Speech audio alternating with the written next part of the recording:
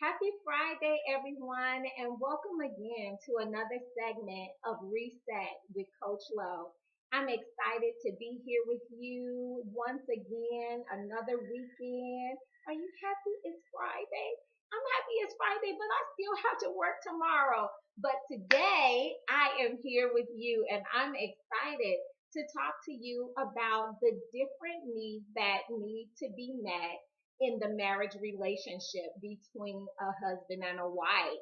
Ooh, that sounds good. Do that sound like it could be some help to somebody today? So I am excited today. I feel really amazing, and the sun is out in Dallas, and I'm excited to be here with you. So I just wanted to share a couple of things that I thought would be beneficial to those out there who are in a marriage relationship, and even to those who may be considering marriage. You are in a committed relationship and you are ready to take it to the next level. We talked last week about the dating relationships, and we talked about building the house and God being the foundation, and all of those things were great, but we put the roof on it and then the accessories and all of that stuff, and the house was beautiful and it was ready for the husband and wife to move in. And so all of that was great, and so now we have gotten to that place. And let's just say, for instance, that you are now a year, 2 years, 5 years, 7 years into your marriage. And now you have some different things that have taken place in your marriage, and you're trying to figure out how is it that we really make this happen. I heard a pastor one time on television talk about how the best marriages are the marriages where both spouses are two servants in love. A servant is someone who is willing to meet your need without grumbling and complaining. Whatever it is that you have need of, they understand that it is something that you need, and they have the awesome ability, resources, whatever it is that they need to serve you with, they are willing. And so we're going to talk about that. So we understand in the marriage relationship that men and women are very different in their communication styles. They're very different in just about every way. They respond different to each other. We just have different needs as men and women. But when a man and a woman come together in marriage, sometimes it can be very challenging because sometimes in the dating phase, you don't always address what's necessary to understand for the marriage relationship. And even when you do understand those things, as you are growing together, things are changing, you are maturing, you're becoming more spiritually developed and mature. You are there, kids are coming into play, and there's just a lot of different things that are introduced in that marriage relationship. So let's dig in, and we are going to talk to the women first. So we're going to talk to the women about what the needs of their husbands are, and I'm only going to mention three for each spouse. So for the men, we are going to cover sexual intimacy. We are going to cover a fun and just energetic companion slash spouse. We are going to also talk about the domestic support that a husband needs. And then to the husbands, we are going to talk about the needs of a wife. And so the wife, she might need affection, and she may need you to be honest and open with her about things. And then the ultimate communication. She wants you to talk to her. So we will talk through some of those things, and we're gonna have a great time. We won't be extra long, but I just think that it's important for some of these things to be reintroduced, if you will, because we all know, but sometimes as we are moving through the normal rhythms of life, we can tend to kind of slowly but surely move away from the things that we were very clear about in a different season of our marriage relationship. So let's start off with that husband. And in our society, we recognize that everything from music to shower gel to cologne, it's to rice. It all is encompassed around sex. Our society is driven by sex, and for a man, not that vision of sex, but sexual intimacy between a husband and a wife is one of the more top priorities for that man. It speaks to his particular need. And even when a wife may not have as high a need in that area of sexual intimacy as her husband, because she said yes, we like to say stuff like, well, I ain't signed up for all of this. Well, you really did. Because as a wife, that is the one unique thing about your part in playing on his stage called life, the married life. It is your responsibility to meet that particular need. And so it is imperative that a wife understands just how important that is. And so what I know in my line of work, and then just being a woman, I understand that women have blockage in that particular area of their lives because sometimes they have experienced trauma in the area of sexual intimacy, or you were introduced to sex in a perverted way early on in your life. And so I just want to speak to that to women. Although that may have been your experience, I know, I believe, and I trust that God can heal that area of your life. But what I will encourage you to do is to A, pray, but then B, to make sure that you are communicating those things to your spouse early on in your relationship, so that when you decide to be engaged to someone, I believe that if there are any deep rooted issues that may cause you issues as you go into the marriage relationship, I think that it is of greatest importance that you get a support system around you of coaches and counselors and pastors and whatever it is that you may need in your relationship to help you to have accountability and support, because there will be times that you not feel connected in that way, but it is still a need that has to be met nonetheless.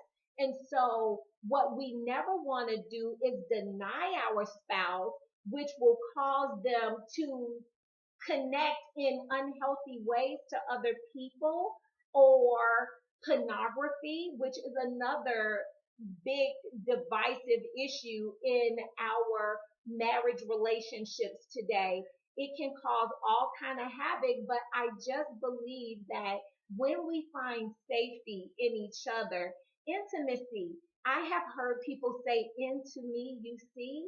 And so when you are able to share the deepest parts of who you are, it alleviates, or it at least cuts down on some of the things that the enemy may use to manipulate that relationship and cause division in the marriage as it relates to the sexual relationship. And so, secondly, I wanted to just cover for the husbands to the wives. Wives, we've got to have fun with our husbands. Our husbands have a grand time with their friends. And so, who better to spend time with and enjoy some of the things that they enjoy? And likewise, They enjoy some of the things that we enjoy, but what are those common things that you enjoy together? And focus on those things, do those things together. Be willing to be open, to be adventurous, and enjoy some fun time together. It is so important for us to not leave out fun. I remember in my personal relationship, in my former marriage, I lost my fun self. I lost my fun self trying to be the perfect mom and the perfect wife and doing the things that I thought my husband would appreciate instead of doing what he said he needed. And so sometimes that can become convoluted because we have our own ideas about what our roles and responsibilities are. And while some of those things are important, when your husband makes clear what it is that he needs, if he needs an apple pie every Sunday, then make sure that you make the apple pie. You know how your apple pies are good. Do that. If he wants to go rock climbing, once a month, depending on where you live, or even if it's indoor rock climbing, where you can assimilate what you would do outdoors. If that is the case, do what it is that you need to do to keep the fun and the fire in your marriage, ladies. These are the things that are going to make your husband smile. And finally, domestic support. Okay, ladies, let's talk about it. So, would you like to go to work and come home and everything be a disaster and children are everywhere and nothing is done? You've had a tough day at work and it's like, okay, well, where is my help? And so I want to speak to that a little bit today because in our society, there are some stay at home moms, but for most homes today, both parents work outside of the home. And so it is so important for us to have those conversations with one another so that we can be a help to one another in domestic support in the society that we live in. But even to my sister who is a stay at home mom, you are the CEO, girl. You got your company, you are running the house, you are making sure that you are meeting your husband and your children's needs, and you are doing it well. If that is the case, then mom, try to make sure that when your honey comes home, that he has a peaceful environment, that, he dinner is smelling in the air, and you greeting him with a hug and a kiss, and not laying on him all of the issues of the day, and oh, let me tell you about this, and well, I'm glad you home so now you can take care of the kids. That is not at all the way that we want to do marriage, because that's not at all doing marriage well. That is not at all meeting the need of the one that we love the most. And so I want to encourage my sisters to remember the needs of your honey. His needs may not be your needs, but remember what he's saying. Pay attention to what he is pleased with. Talk to him about, do you like what this is or don't you? And by no means are three things gonna meet every person's need. I thought and asked some questions to a number of different people about the things that came up most, that were most important in terms of the needs that they needed met from their spouses. And that is kind of how I came up with these. So I hope that you will reset your mind as it relates to sexual intimacy with your husband. That is one of his top priorities. Secondly, make sure that you are the fun girl, that you are the life of his party, of his party. What is it that he wants you to do with him? Enjoy that time with the love of your life. Do it. Find a babysitter. Don't allow other responsibilities that are not in line with priority to get in the way of what God wants to do in your marriage. And the best kids and the happiest kids are those who have happy parents that are happily married one to another. And then for the male, finally, is the domestic support. Make sure that you are there for your man. Make sure that you are making sure that dinner is done. And if you work outside of the home, order out. Order out. But make sure that those needs are met. Make sure that you have understanding about who's supposed to pick up the children and just so that life in the marriage can flow smooth, it's really important that you think about those things. And so I hope that that would be very, very helpful to my sisters out there. And then to my brothers, I want to talk to you about the needs of a wife. And so for a lot of women, like I said, there is no order to this, but these are some of the major ones that came up. So I just chose the top three that most said were important. And one of those things would happen to be affection. Affection is very important, almost like sexual intimacy is to a man.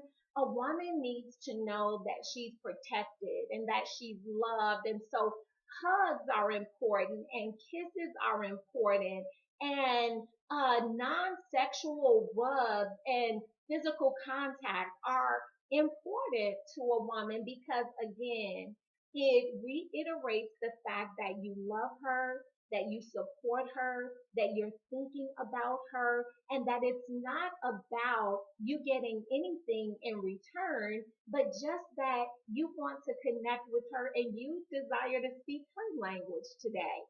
And so, to my brothers, I'm going to make it real simple to you. Make sure you hugging and kissing your wife. Make sure that you are taking good care of her and that she is in good shape so that she can take good care of you, so that she can continue to look good for you and all of those amazing things.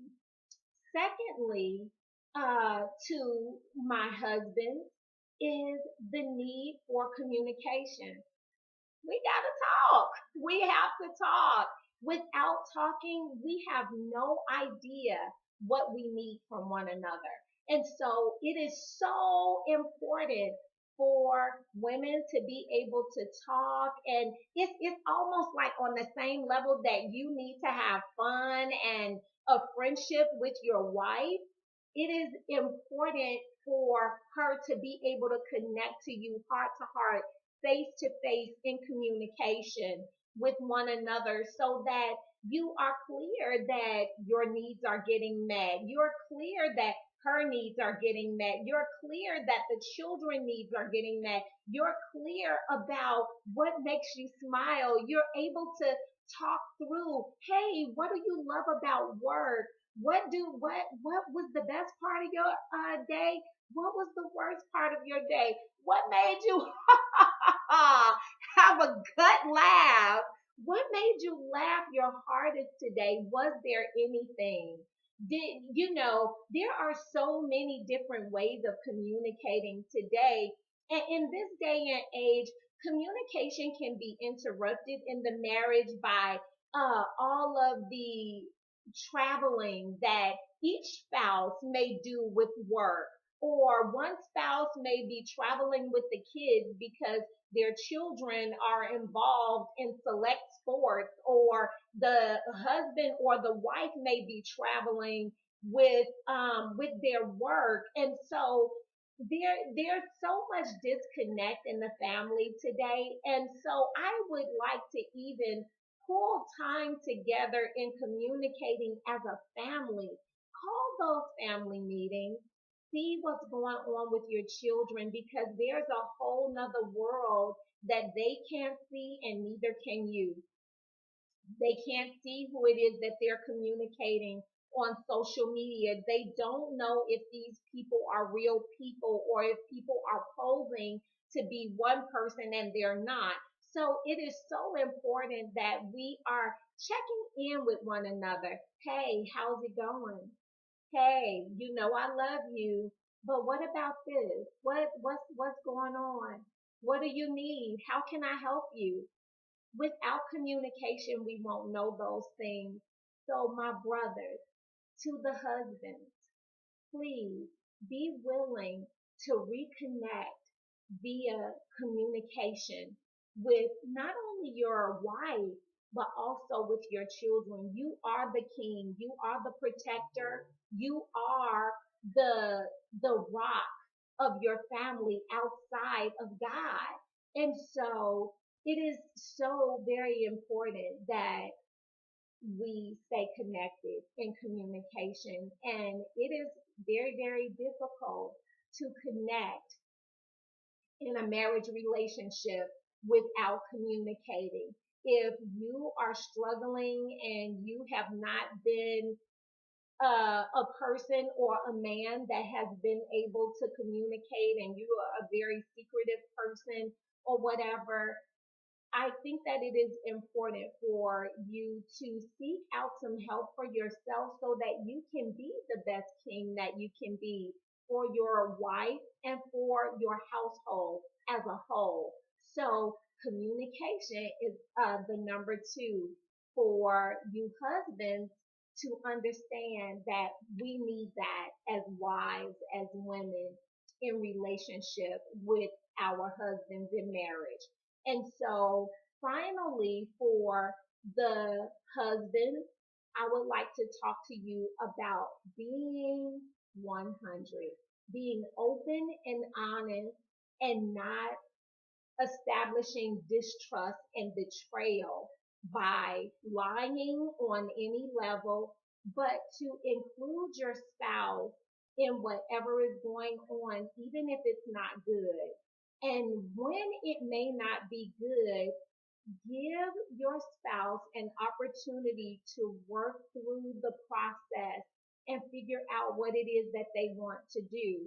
But it is important for you to trust the process, because unfortunately, there is so much infidelity happening in the marriage relationship, and usually the lies start small and the lies grow, and you have to figure out how to keep up with these lies that have been told year in and year out, and that thing builds up, and then you don't even know where you're living. You don't even know what your reality is anymore. And so I want to encourage my brothers and my sisters, because it is not just the brothers, it is not just the sisters.